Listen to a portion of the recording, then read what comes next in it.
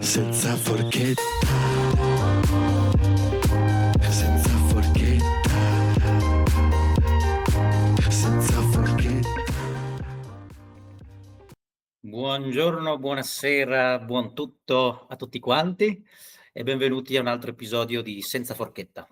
Ciao Davide. Ciao a tutti, grazie per essere connessi con noi, grazie. E dall'altro, per proseguire appunto con il format di questa stagione, abbiamo un altro ospite che si presta oggi ad essere qui con noi ed è Bigo e lo ringrazio tantissimo. Allora, Bigo, Edoardo, diciamo che uno vale l'altro. Io sono abituato a chiamarlo Bigo perché ci siamo conosciuti, io penso, almeno 15 anni fa, qualcosa del genere. Almeno, ma non voglio pensarci che mi sento vecchio. Vabbè, ma tu lavori nell'ambito della sostenibilità ambientale, però intanto vorrei permettere a te di introdurti e di spiegare un po' anche quello che fai nella vita.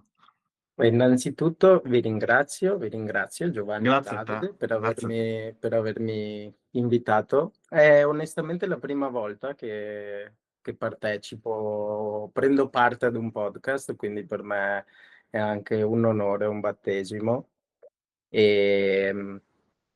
Allora sì, oggi sono qui a portare un po' l'esperienza di vita e di carriera, o meglio come queste due si sono intrecciate, perché io mi occupo in questa fase della mia vita, almeno questa prima fase della mia vita, di sostenibilità, questa parola che è un pochino estremamente inflazionata oggi. Ci siamo probabilmente dimenticati il suo significato, ma perché non l'abbiamo mai imparato bene. Questa è l'idea che mi sono fatto io. E più precisamente anche delle materie legate al cambiamento climatico. È una strada che ho preso così verticalmente alla fine della laurea triennale in scienze politiche, proprio grazie a Davide, qui vicino a me, Pensa a perché te. sì, perché ecco, in quel periodo della mia vita non sapevo bene che cosa fare, non che io ora lo sappia, ma non sapevo, ecco, negli anni più vicini cosa fare. Ehm, e ho sempre avuto un pochino una sorta di interesse verso queste tematiche finché proprio alla fine della triennale Davide mi regala questo libro di Luca Mercalli che tratta appunto i temi della crisi climatica, ma più generalmente della crisi ambientale, e io da quel momento ho pensato, questa è per me questo è il significato che ha preso questa cosa, è stato se questa cosa non funziona, se l'ambiente non funziona per essere riduzionisti, l'ambiente non può funzionare nemmeno il resto. Questo è il capitale su cui si fonda la società e tutto quello che conosciamo, anche tutte le eventuali professioni che sarei potuto andare a fare. E quindi così ho deciso di indirizzare i miei studi. Poi una cosa tira l'altra, tutto è iniziato, ecco, con questa magistrale in economia ambientale, e nel tempo pensando sempre cosa faccio dopo questo titolo, cosa vado a fare, sono finito sempre a studiare, e in questo momento sto facendo un dottorato proprio sui temi della sostenibilità e del cambiamento climatico. In particolare adesso mi occupo di sostenibilità d'impresa e adattamento climatico nelle zone costiere. Diciamo che un po' il filo conduttore che collega le tematiche è quello dell'approccio partecipato, ovvero del coinvolgimento di più persone possibili e soggetti possibili nella conduzione appunto di quello che è il sistema socio-economico, ecco. E ti posso fare una domanda riguardo una cosa che hai detto prima? Hai detto che appunto molti il significato di sostenibilità neanche se lo ricordano. Cosa vuol dire? Quindi quale persona meglio di te può spiegarci cos'è la sostenibilità? Almeno spiegacelo cos'è per te. Allora, la prima cosa che di solito mi viene in mente quando salta fuori questa domanda è la definizione di sostenibilità, o meglio di sviluppo sostenibile, quella che spudata alla conferenza delle Nazioni Unite nell'87, che parla di sostenibilità, o meglio di sviluppo sostenibile, come la capacità di riuscire a soddisfare i bisogni di oggi senza compromettere questa capacità per i giorni futuri. Ed ecco, sebbene questo possa essere visto, ci sono enormi significati dietro a questa definizione, ma se questa può essere vista come, sotto il punto di vista molto materiale, diciamo, bisogni come qualcosa che bisogna avere, che possiamo vedere, che possiamo possedere, consumare, a me piace vederla sotto un profilo più ampio, e anche sotto questo punto di vista mi piace declinare la questione della sostenibilità ambientale, che è prettamente materiale, con il coinvolgimento delle persone, perché sostenibilità significa anche sostenibilità sociale, che a sua volta significa anche sostenibilità psicologica, che penso sia profondamente legata a una sostenibilità spirituale. E questo significa cercare di portare la società verso un equilibrio che non è solo un equilibrio con l'ambiente che fornisce le risorse, ma anche con quello che è il suo motore un pochino più spirituale. Queste discussioni possono sembrare può sembrare un concetto molto astratto, ma in verità è molto facilmente, ecco, tangibile, vedendo molto semplicemente quello che è lo stato di salute delle persone, quello che è lo stato anche della cosiddetta felicità delle persone, che è un tema difficilissimo da definire assolutamente, che cosa sia felicità, però possiamo averne un'idea, ecco.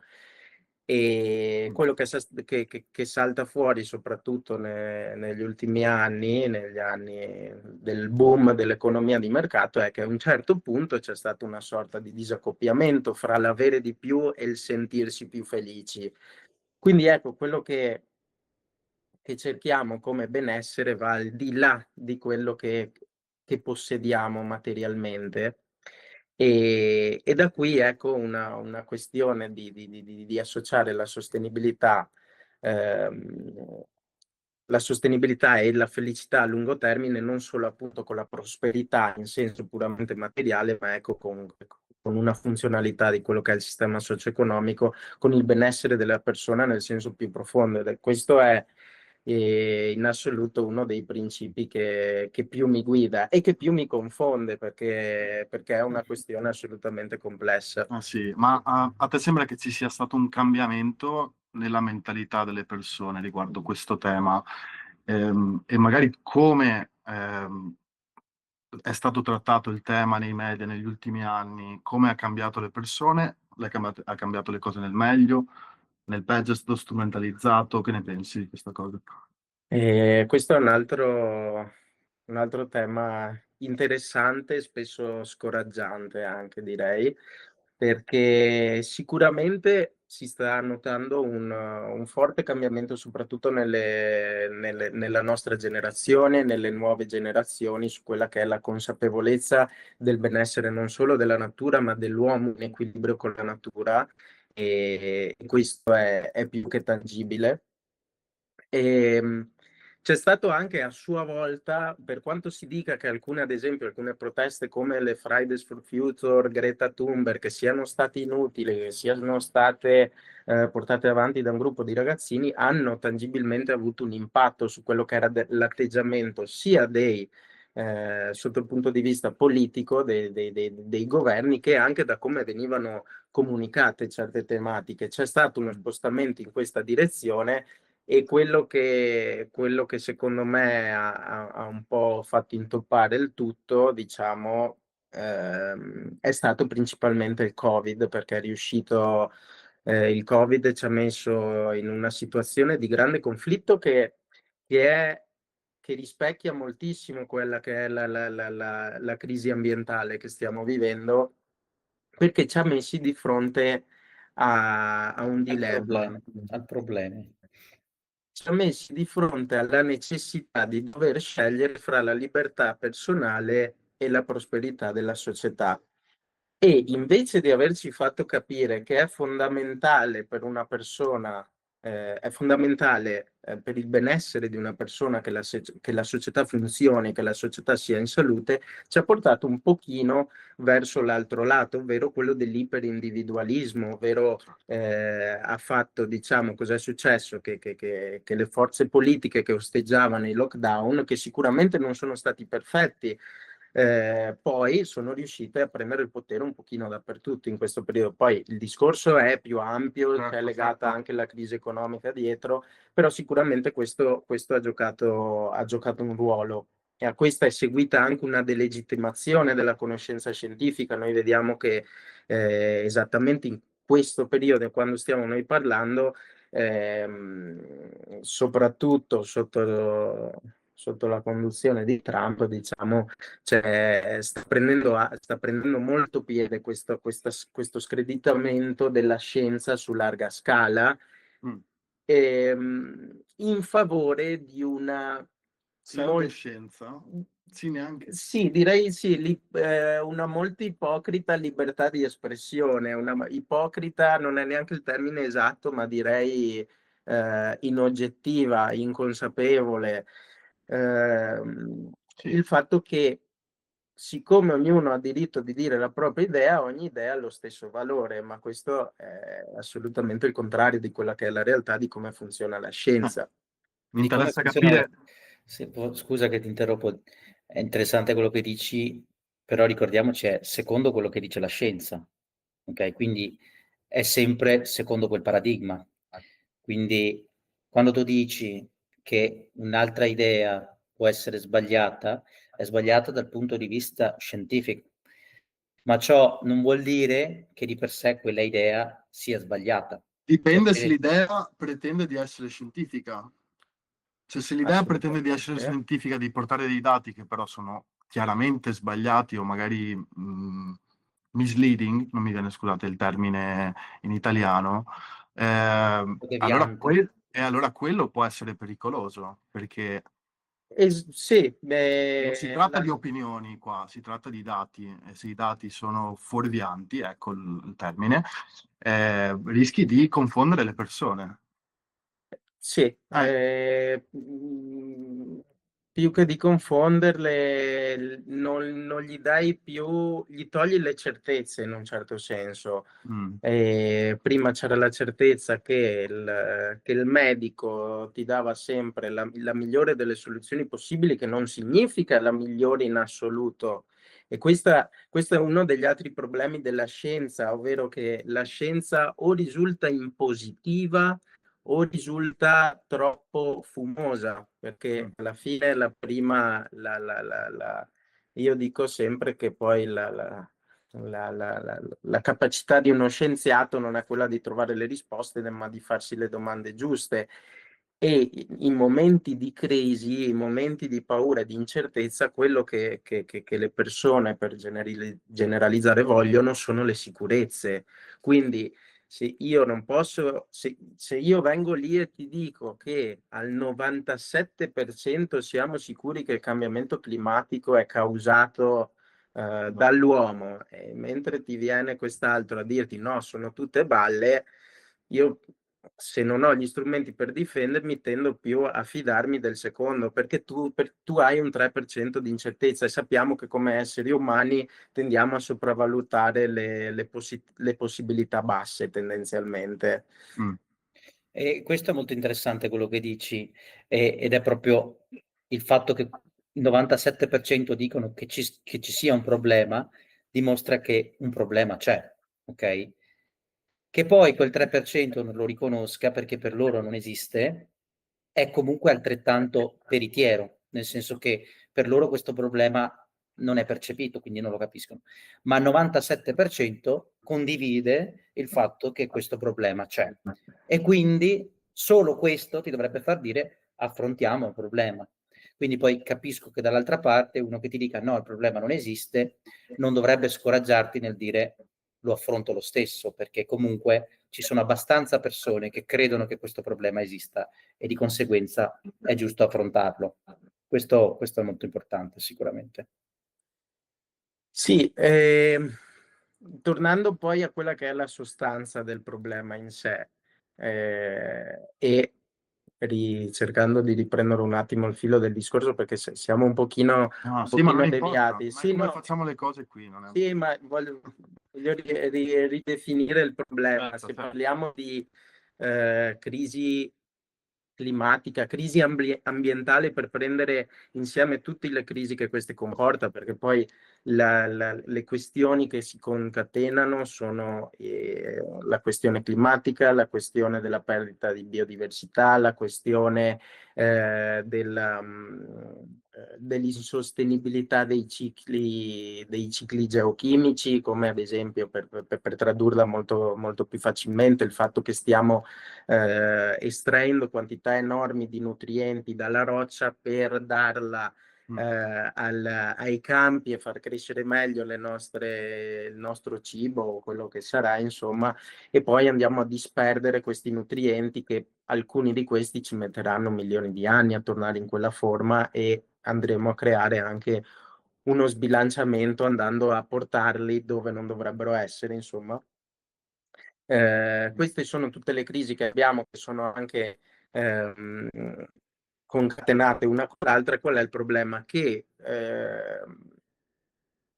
risolvere questi problemi richiede una solidarietà intergenerazionale, ovvero le azioni che io prendo oggi, che molto spesso sono di compromesso, sono inevitabilmente di privazione, di investimento, perché se devo spendere un tot di soldi per fare un'opera, non li sto spendendo adesso per fare il bonus, qualcosa, insomma, ogni riferimento è puramente casuale. E questo, sia sotto un punto di vista umano, ma anche economico, è tendenzialmente irrazionale, perché noi saremo sempre portati a massimizzare la nostra utilità nel più breve tempo possibile. Per l'uomo, come per l'economia, un uovo oggi è sempre meglio di una gallina domani. Quindi una delle sfide per questo io dico che secondo me la più grande arma che abbiamo è la scolarizzazione più grande possibile, perché dobbiamo rendere le persone consapevoli e culturalmente all'altezza di sapere che queste cose sono necessarie non per te, ma per chi verrà dopo di te. E una delle cose più deludenti, e anche questo bagno di realismo che a volte mi viene da fare, è che chi è che ha davvero interesse di salvare i propri figli? Perché a uno può anche dire: a me sinceramente io voglio fare quello che voglio oggi, di quelli che arrivano dopo di me non me ne frega niente, il mondo può esplodere il giorno dopo che... E questo pensiero, quello che fa paura è che questo pensiero è estremamente legittimo, una persona lo può pensare. E adesso non voglio andare troppo Vai, vai, è bellissimo questo. sul cupo, sull'oscuro, però dopo tanti anni a cercare di capire che cosa significhi mantenere una certa sostenibilità delle cose, o farle funzionare nel lungo termine, ti rendi conto che l'impegno che tu stai mettendo non è nel salvare il pianeta, non è nel salvare la natura, tu stai solo cercando di mantenere le cose come le conosci. Per l'essere umano, per come funziona la società oggi, tu stai cercando di forzare un equilibrio che non è l'equilibrio giusto, è l'equilibrio più funzionale per te, o almeno alla luce di quello che sai, ecco. Quindi nel momento in cui la maggior parte dei paesi democratici eleggono leader che non perseguono questi obiettivi, probabilmente l'essere umano sta decidendo che è giusto autodistruggersi. Vuoi perché... E assolutamente questo non è definibile come sbagliato, perché è una cosa che stiamo volendo. È una cosa, non è che secondo me non la stiamo volendo, secondo me è una cosa totalmente derivata dall'inconsapevolezza, perché per quanto venga spiegato e rispiegato che c'è questa emergenza, Sì, comunque la gente non si fida, molta gente non si fida, come abbiamo detto, della scienza, dei dati, e tanta gente strumentalizza queste cose per la propria agenda politica. Quindi poi si viene a creare dissociazione tra chi appunto cerca di portare avanti una battaglia che è veramente importante per tutti quanti e chi invece è totalmente distaccato e non ha proprio la cognizione di questa cosa. Quindi secondo me è proprio inconsapevolezza, capito? Non è Sì.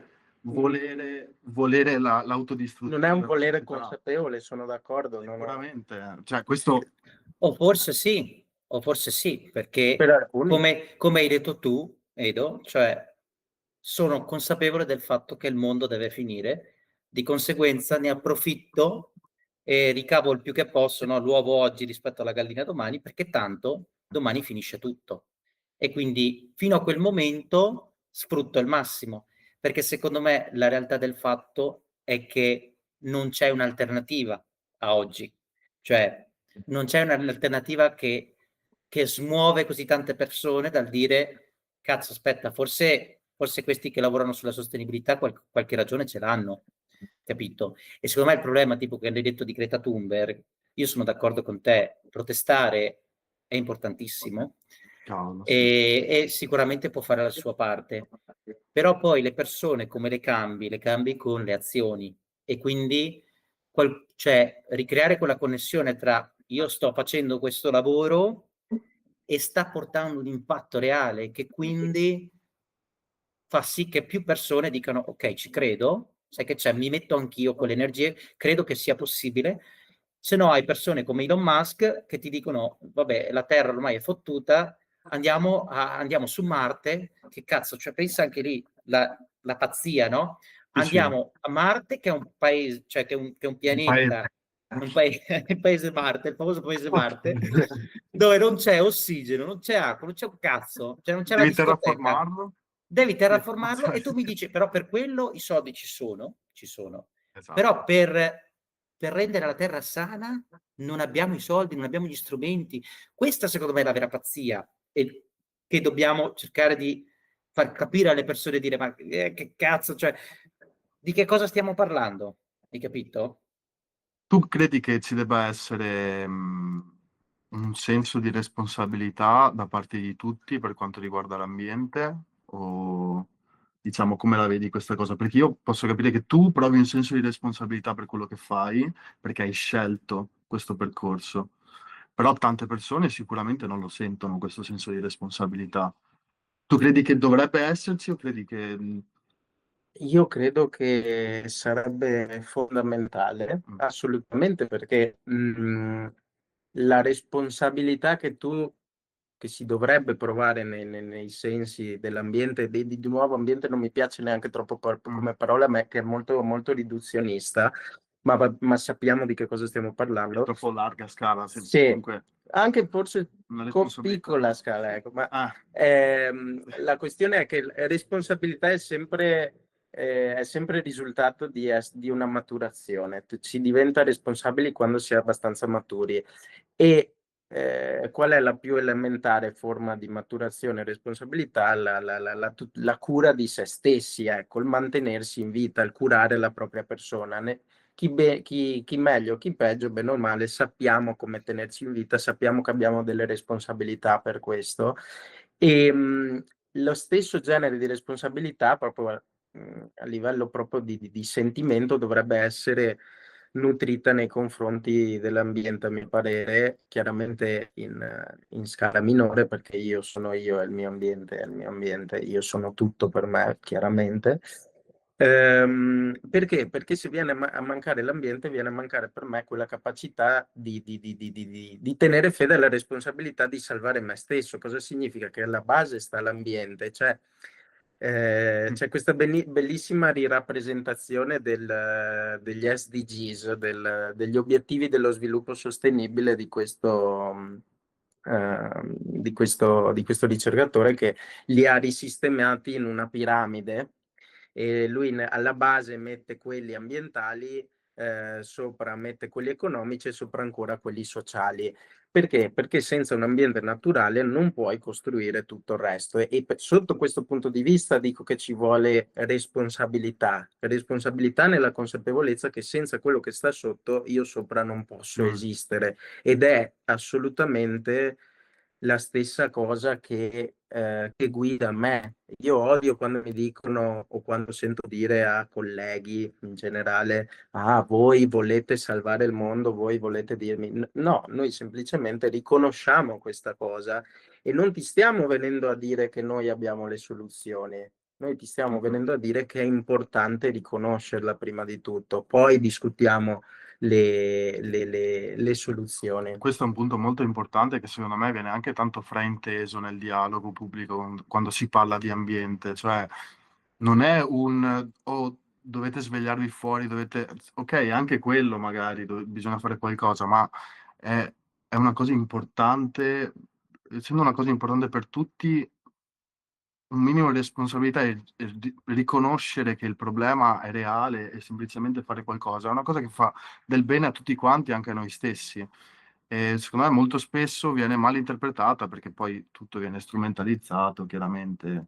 Sì, E- secondo me qui poi ci sono 2 fattori, c'è la strumentalizzazione, ma la strumentalizzazione di cosa? Di quello che secondo me è un meccanismo anche abbastanza umano, che è quello di voler, respingere qualcosa che va a riorganizzare quello in cui tu credi.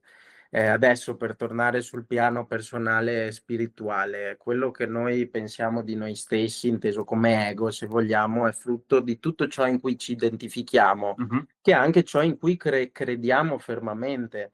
Nel momento in cui qualcuno ci fa notare che quello in cui crediamo è sbagliato o potrebbe non essere corretto al 100%, noi moriamo un Muore pochino una parte di dentro. noi, sì. Ed è ciò che mi tiene legato all'ambiente, mi tiene legato alla ricerca, alla scienza in generale, che è questa cosa di essere sempre, di mettersi sempre in dubbio, di non avere mai la spocchiosità, se vogliamo, di avere una certezza al 100%, e secondo me questa è una cosa che arricchisce le Mm. persone.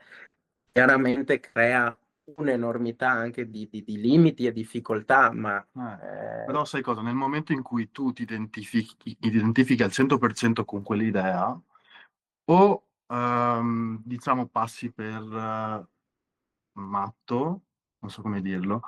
ah, lo Eh, sei, beh, sotto un certo punto di sì, in un vista. certo senso sì.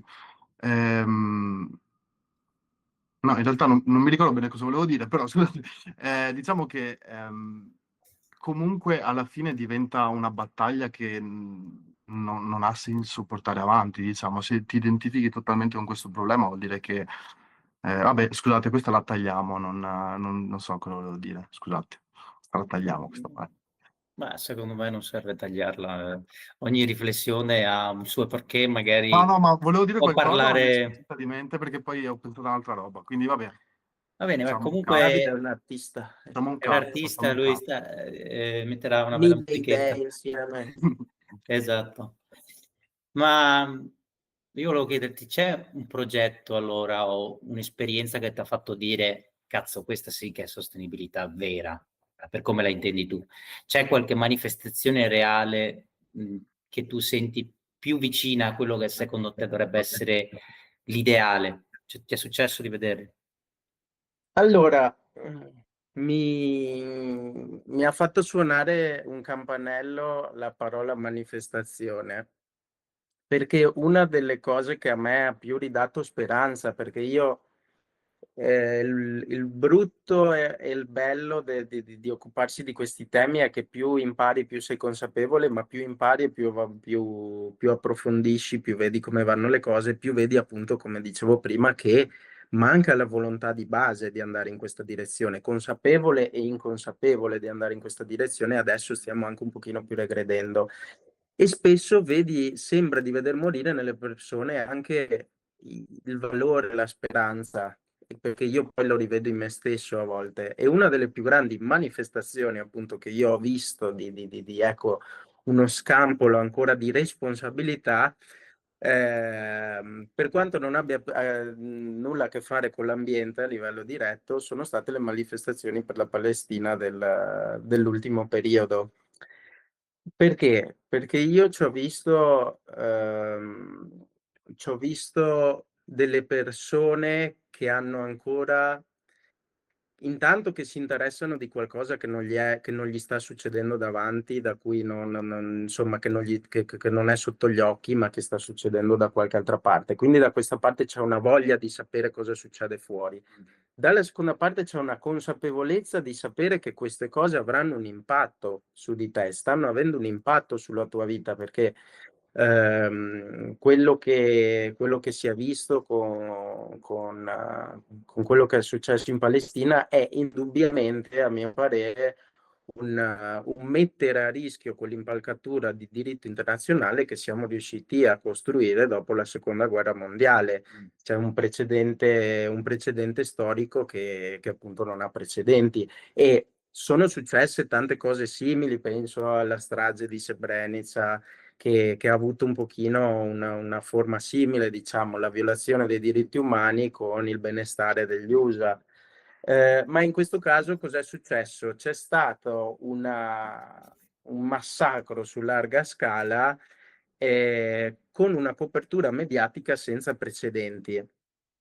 E tutto questo è venuto alla luce del sole, la sistematica e deliberata violazione dei diritti umani e del diritto internazionale è stata perpetrata senza alcun genere di pudore, ed è stato, mi ha fatto veramente stare bene che a qualcuno questo interessa ancora. Io è una delle poche cose dove finalmente dopo tanto tempo ho visto l'umanità.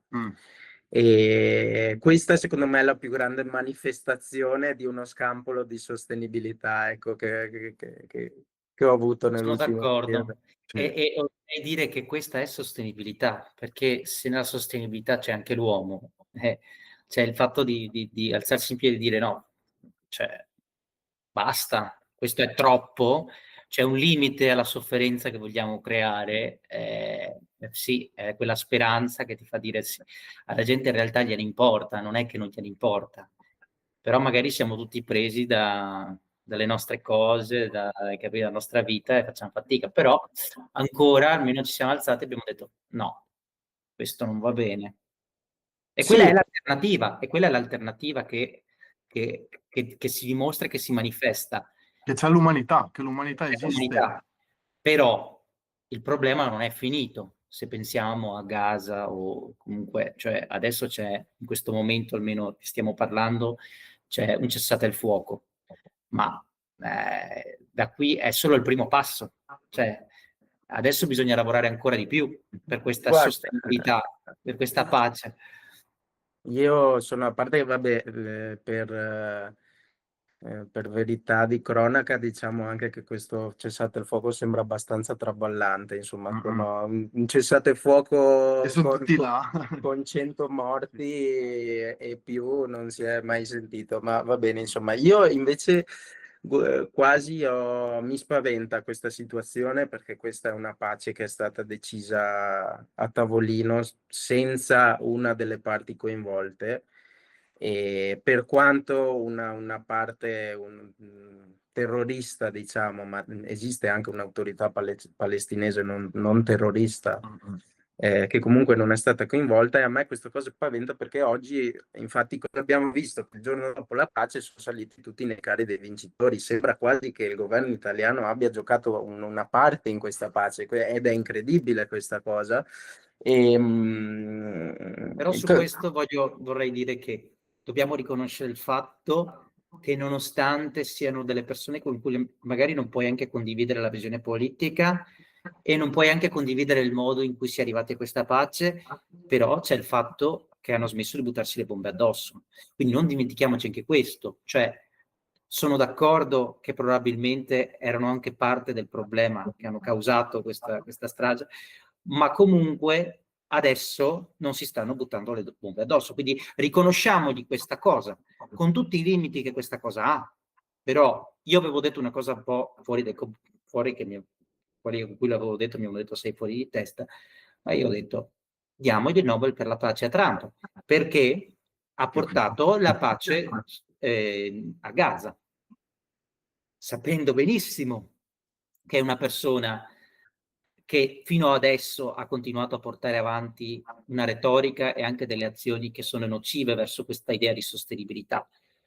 Ma se tu hai a che fare con un bambino, il bambino vuole riconoscimento, vuole sentirsi importante, facciamolo sentire importante per le cose, visto che lui c'è, è lì, e quindi... Se hai un ego grande come il Grand Canyon, probabilmente questa è la cosa migliore Però hai che puoi capito, fare. Però sì, diciamo che dare il Nobel della pace a Trump sembra come, non lo so, ma non È sa che sbagliato, sembra una sicuramente è blasfemia sbagliato. quasi. E da un cioè, punto di Sì. vista morale è sbagliato, sono d'accordo, perché non è la persona che se lo merita di più, no, ne siamo ma tutti però la d'accordo. questione non è solo morale, è anche fattuale, perché Esatto. come puoi dare il Nobel della pace ad uno che ha portato la pace, tra virgolette, perché io non voglio chiamarla pace, questa è una spartizione dei territori o della ricostruzione di Gaza, meglio, alla stessa persona che ne ha finanziato la distruzione materialmente, cioè, Certo. sarebbe a parer mio un'ulteriore inclinazione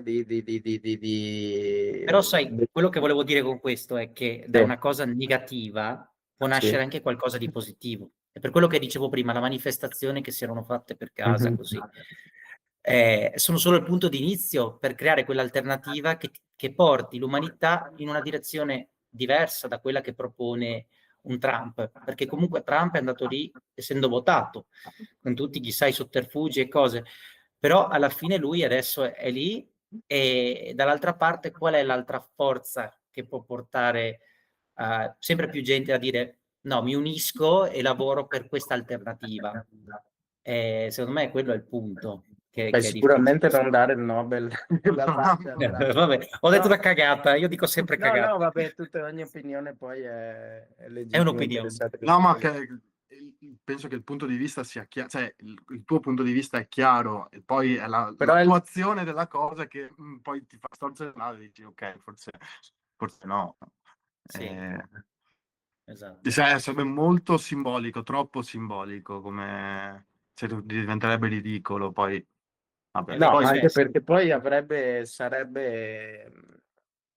degli impatti negativi sul seguito che ha Trump, che è incredibile, ma anche sul senso stesso del Nobel, di che cosa Esatto, significa è dare il comunque la Nobel alla scelta pace. sbagliata, lo sono d'accordo con te e sono felice che sia stato dato a questa donna che comunque non ho ben ricercato, ma comunque mi sembra che sia una che abbia portato con delle azioni concrete, sì, forse se lo meritava di più, ecco. E, Però detto questo, volevo anche un po' cambiare lo shift, perché parlando di sì. sostenibilità c'è anche questo, chiaro, però io vorrei concentrarmi anche di più su di te, ok? Cioè, se abbiamo parlato del cosa fai e del perché è importante, ma dietro c'è Edoardo, c'è Bigo. E chi è? E chi è Edoardo in tutto questo? In tutto questo tuo percorso di sostenibilità? Tu prima hai menzionato l'idea di equilibrio, no? Come ricerchi l'equilibrio nella tua vita? Mm. Guarda, mi fai probabilmente questa domanda in uno dei periodi dove questo equilibrio è più traballante, in senso anche non necessariamente negativo in questo momento. Magari fino a un po' di tempo fa lo era in senso negativo questo disequilibrio, invece adesso c'è una grande, come si può dire? Tante cose che si muovono assieme, ecco, e questo mi causa anche delle difficoltà molto spesso. Ma ecco, cerco di tenere alti dei valori in me per cercare di portarmi verso dove voglio andare, che poi chi lo sa dove si vuole andare. Ma ecco, quando io ho trovato delle difficoltà nel mio percorso, ho cercato sempre di trovare appunto questo equilibrio nelle cose che avessero più a che fare con me, nel ricercare quello che mi dava un'emozione anche egoistica, se vogliamo, perché spesso essere guidati dall'altruismo logora, è logorante. Adesso non voglio dire che io sono un altruista al 100%, però la strada che ho scelto magari è anche portata da quello. Però riuscire a ricollegarsi a quello che ci fa stare bene da soli nell'immediato, nelle cose semplici, ecco, sicuramente è un aiuto. Io mi sono sempre dedicato Puoi fare qualche esempio di questo? Sì, ti stavo dicendo, io mi sono sempre dedicato all'attività sportiva che sicuramente mi aiuta a a rilegarmi, risentire un po' il mio corpo fisico, diciamo, e da qualche momento sto seguendo, mi sto accingendo, diciamo, a fare qualcosa anche con la musica, che è qualcosa che che mi ha sempre creato un'emozione. Si è Ciao, sentito? Si è ciao Roma. sentito? Cioè, i fan ci salutano da fuori col clacson. Cosa stavo dicendo? Sì, ecco, la musica che mi ha sempre creato molta passione, una sensazione profonda dei sentimenti intensi di connessione, ecco, è qualcosa che ho voluto esplorare e che mi dà, e che mi dà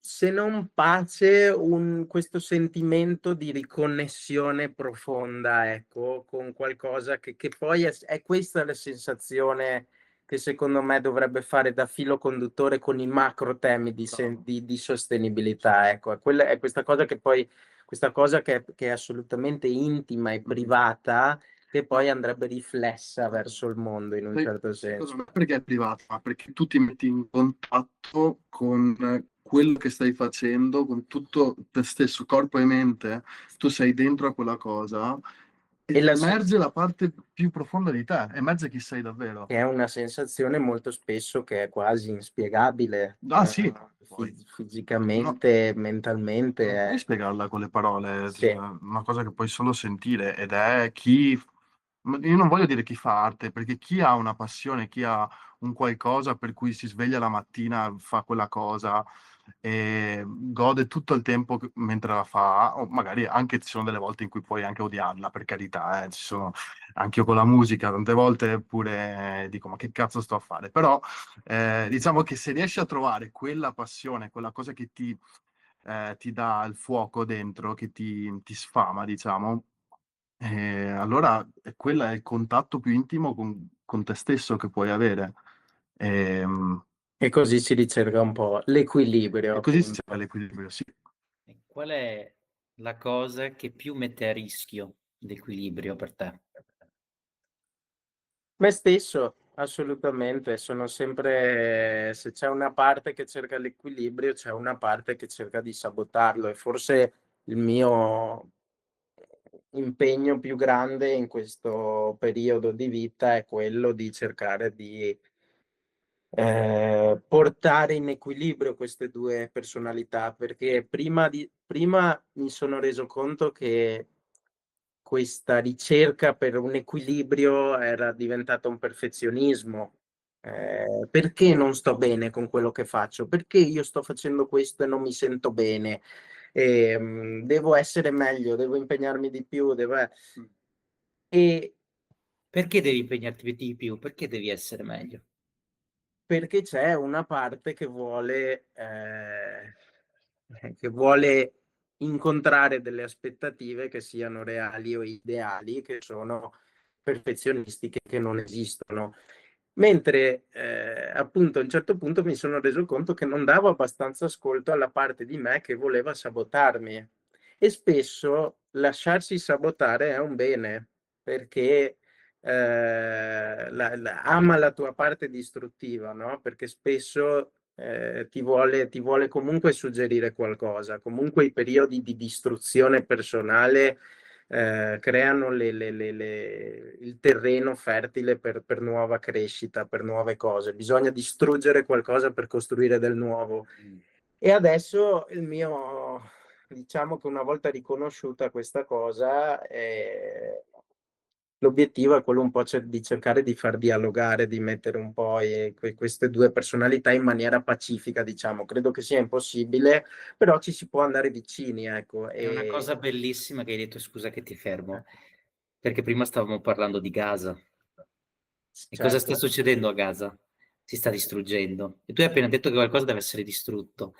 Vedi come una manifestazione di un dolore può essere talmente forte che porta a una distruzione sì. potenzialmente di Allora, una mia opinione è un civiltà. pochino estrema questa Ma cosa. quello che avevamo detto Diciamo prima, che la sì. sconnessione tra la sostenibilità, giusto? E me, quel mio Sì. pensiero distruttivo, come lo manifesto? Perché c'è un dolore immenso dentro, c'è il peso forse di un universo.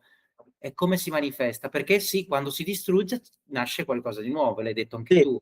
diciamo nel quel caso la distruzione non era necessaria probabilmente, e secondo me anche una nuova ricostruzione, se non fatta nella maniera giusta, può essere Un un conto è pericolo. un'autodistruzione, un conto è se ti buttano le bombe addosso che devi fare. Però Può certo, L'autodistruzione distrugge anche gli altri.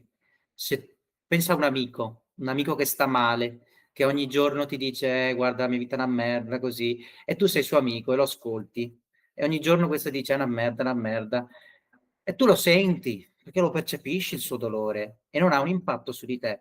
Mentre se hai vicino a te persone positive che ti fanno del bene, non sei più propenso anche tu a magari gestire il tuo dolore in un modo più consapevole, nel senso lo sento, come lo faccio manifestare?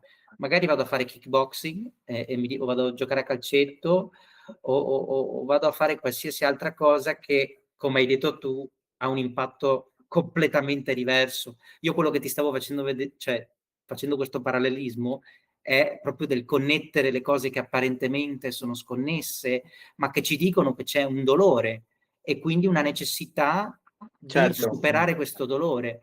Che tu sei un esempio di una persona che lo prende e lo sente l'ambiente e vuole darlo. Ma allora come facciamo a convincere anche quello che vuole ammazzare tutti che c'è la necessità di gestire questo dolore in un modo migliore se non vogliamo autodistruggerci? Ed è lì il punto dell'alternativa. Quale cazzo è sta alternativa? Dobbiamo crearla, dobbiamo dare con l'esempio, con tutte le azioni che facciamo ogni giorno, con il ciao che diciamo alla nostra vicina, che magari ci rompe le palle perché facciamo rumore, e allora cosa fai? Te la prendi o cerchi di capire che magari anche lei ha un dolore, come ce l'hai anche tu. Ed è un dolore che è dentro, che ti prende e non sai come gestirlo. Penso che sia una cosa che in tutti noi possiamo riconoscere, no? assolutamente. È universale, diciamo il È dolore è universale, universale. certo. Assolutamente. Sì, ci si può girare dall'altra parte, ecco, volendo. Si può fare finta che non esista, però da qualche parte continuerà sempre a logorarti e non puoi farci Esatto. niente. E tu hai dato anche la soluzione tu. Bisogna aprire il dialogo, bisogna parlare, bisogna capire di più l'altra parte perché c'è questa cosa, come possiamo trovare quel famoso compromesso che però Sì, e poi questo comprende due fattori, questa cosa del dialogo, e, sia nell'ambito personale che nell'ambito extrapersonale, sociale, diciamo, legato a tutti i temi che abbiamo discusso. Quando c'è un dialogo c'è prima di tutto un riconoscimento dell'altra parte. Cioè io riconosco che questa parte esiste. E dall'altra parte un dialogo significa che io ho la fiducia che qualcosa di buono possa uscirne da impegnarmi, perdere tempo, stavo dicendo, impiegare il mio tempo nel parlare con quest'altra persona. E questo secondo me sono i due fattori fondanti, il motore che sta dietro sia la risoluzione, non so, del cercare l'equilibrio personale, che poi gestire tutte le questioni di cui abbiamo Ma parlato. certo, comunque un dialogo dove io voglio far prevalere la mia idea sulla tua e tu vuoi far prevalere la tua idea Non è sulla un mia, è un dialogo, dialogo. non è un dialogo, è un battibecco con Litigio. imposizioni, sì, Sì, sì, assolutamente. ed è quel 3% che dicevi prima, no? 97% ti dice che c'è un problema e quel 3% ti dice che non c'è. Tu non devi parlare con il 97%, tu devi parlare con quel 3%, perché magari quel 3% è quello che detiene il potere e vuole andare da un'altra parte.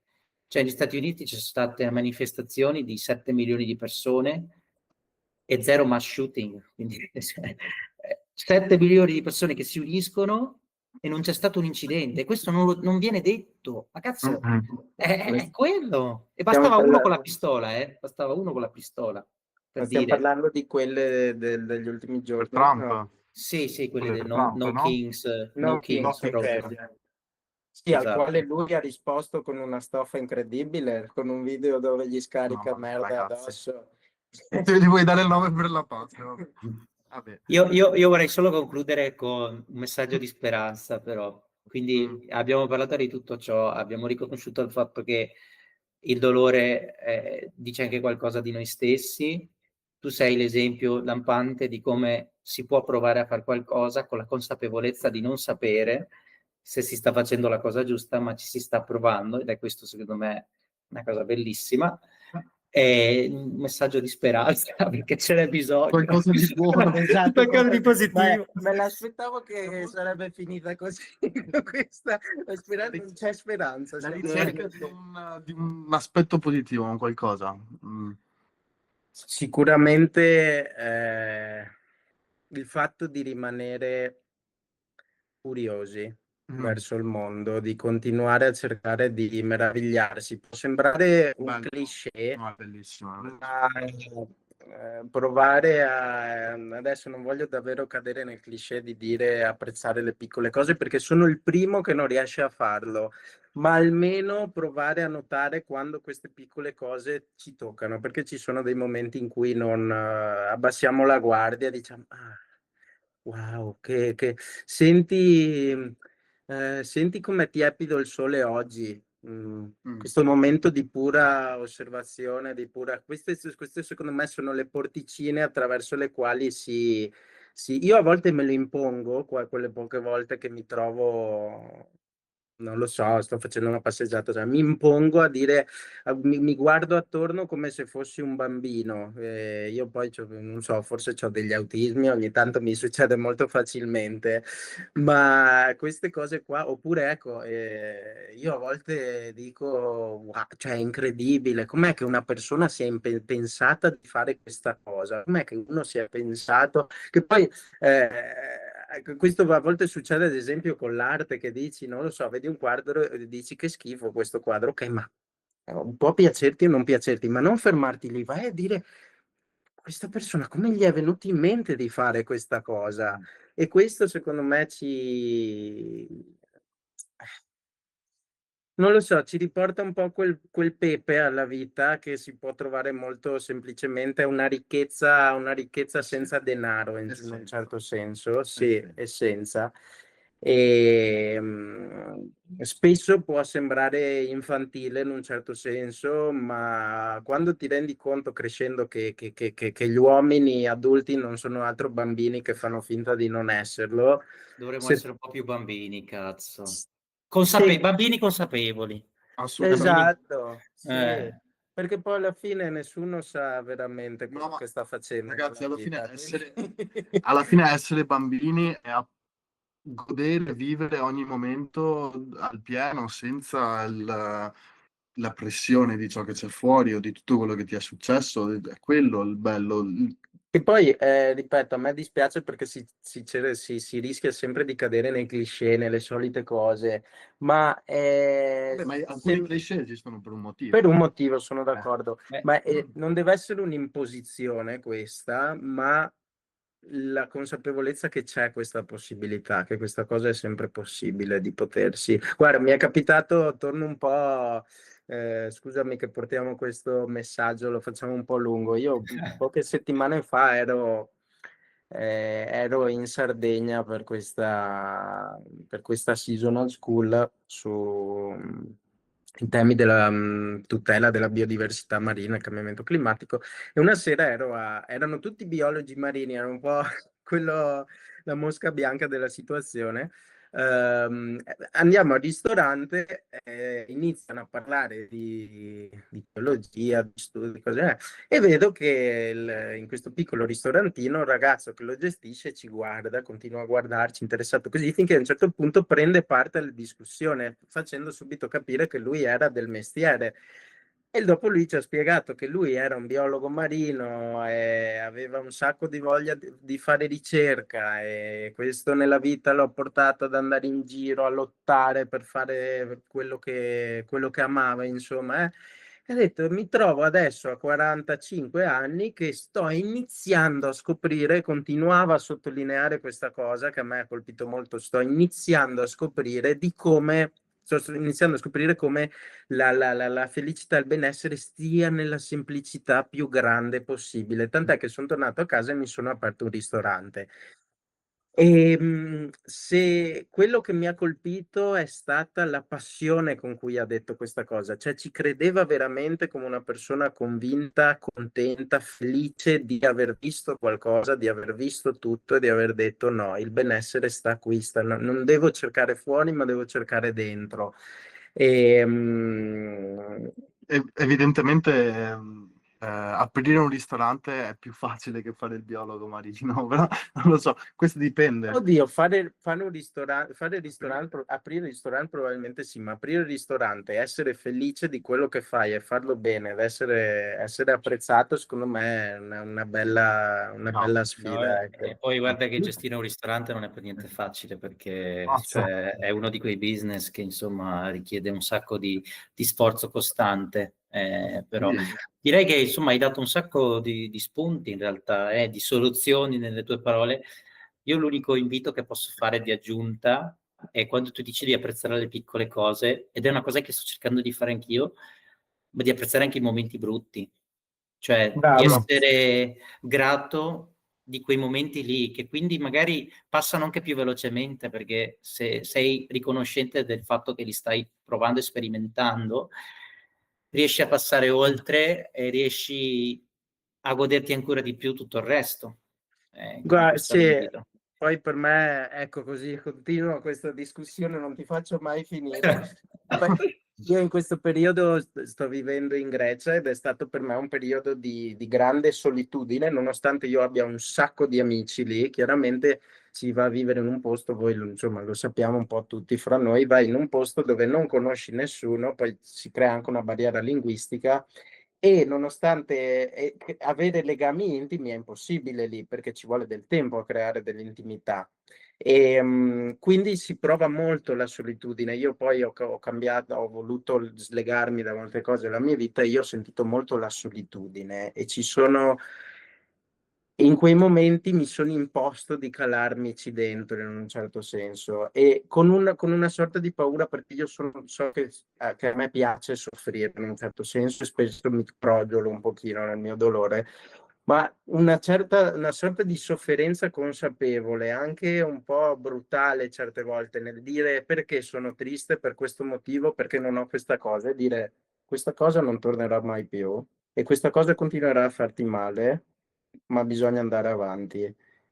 E calarsi in questo dolore insegna, e poi ti fa capire che insomma non c'è sempre il sole, non ci sono sempre le nuvole, che la felicità assoluta non esiste, è una cosa che c'è solo su Instagram e Non che esiste appunto... oggi, mettiamola così, non esiste adesso, ma io ti sfido a dire che magari è possibile. È un'utopia, ma non è che perché non c'è mai stata, cioè non può esserci, perché non Ok, possiamo immaginare un mondo migliore, hai capito? sì, sì, no, ma in quel caso a me viene da pensare alla parola serenità più che felicità. Mm. Mm. Quindi più una sorta di accettazione. Però insomma siamo lì, siamo lì. Siamo Sì, lì. sì, sì, sì, sì. C'è bisogno Quindi di pace. immergersi nelle cose, nella vita in maniera consapevole, senza lasciarsi trasportare troppo, perché è rischioso, però avere il coraggio, ecco, quello che secondo me manca a chi vuole rimanere irresponsabile è avere il coraggio di immergersi nelle cose. Essere curiosi Buttarsi. sì, Sì, buttarsi. sì, sì, sì, sì, sì, sì. Beh, Edoardo, grazie Qua mille. sta venendo buio dappertutto, Sì, piano la piano è luce sempre cala. più buio. Anche. Nessuno saprà mai che ore sono. Mm. Nessuno lo saprà mai. Mai. Grazie ancora. Grazie Grazie ancora. mille di aver partecipato. Grazie a voi ragazzi. Grazie anche a chi ci ascolta per aver visto fino alla fine. Se ci ascolta. Se ci ascoltano. Io vi invito tra l'altro a lasciare mi piace, seguire, commentate, criticate, fate quello che volete. Però interazione, ragazzi, e diteci cosa ne pensate di questo episodio e di questo format. Scrivetemi sul mio Instagram. Ditemi se non vi piace, se preferite solo Giovanni o cosa, quello che volete. Sei bellissimo, Davide, non ti preoccupare. Va Va bene.